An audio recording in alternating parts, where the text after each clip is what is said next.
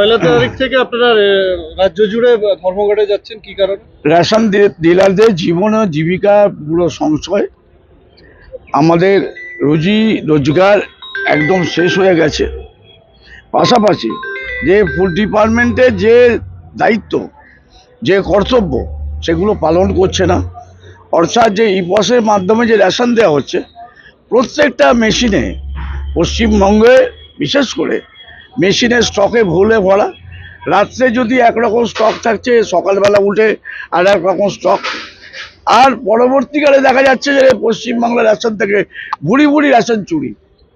এই যে ব্যাপারগুলোর মধ্যে আমরা জড়াবো কেন? আমরা এর মধ্যে থেকে সরে দাঁড়াতে চাইছি। আমরা পরিষ্কার পরিচ্ছন্ন রেশন ব্যবস্থা চাইছি এবং মাথা উঁচু করে বেঁচে থাকার মতো কমিশন চাইছি। 50,000 টাকা মাসিক আয় সুনিশ্চিত গভর্নমেন্ট করুক, তাহলে এই ব্যবসায় থাকবো, নাহলে 1 জানুয়ারি থেকে বন্ধ।